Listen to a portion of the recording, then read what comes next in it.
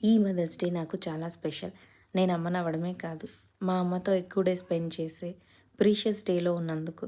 ఎన్ని సాధించినా, ఏ స్టేజ్‌లో ఉన్నా అమ్మ పక్కనుంటే ఆ ధైర్యం, సంతోషం, బలం వేరే కదా! ఆడవాళ్ళకి మ్యారేజ్ అయ్యాక మనకు అమ్మని చూడాలనిపిస్తే కొన్ని డేస్ మనం పుట్టింటికి వెళ్ళాలి, లేదా అమ్మ మన ఇంటికి రావాలి. బట్ ఆల్మోస్ట్ 2 ఇయర్స్ నేను మా అమ్మతో గడిపే అదృష్టాన్ని నా కూతురు నాకిచ్చింది. From pregnancy day to till ఈ రోజు వరకు. అమ్మని అమ్మమ్మ అని ఎందుకంటారో నాకిప్పుడు అర్థమైంది. అమ్మగా నేను నా కూతుర్ని చూసుకుంటుంటే, అమ్మమ్మ అనే పేరులో ఉన్నట్లే మా అమ్మ మా ఇద్దరికీ అమ్మ అయింది. అండ్ ఇంకా నా కూతుర్ని నాకన్నా ఎక్కువగా అమ్మనే చూసుకుంటుంది. తనకు సిటీ ఎన్విరాన్మెంట్ సెట్ అవ్వకపోయినా కానీ మా కోసం అన్నీ సాక్రిఫైస్ చేస్తుంది. అలాంటి అమ్మకి నేను ఏం చేసినా, ఎన్ని గిఫ్ట్స్ ఇచ్చినా తక్కువే. అండ్ అవేవి వాళ్ళకి సంతోషాన్ని కూడా ఇవ్వవు. ఓన్లీ మనం హ్యాపీగా ఉన్నామనే ఫీలింగ్ తప్ప.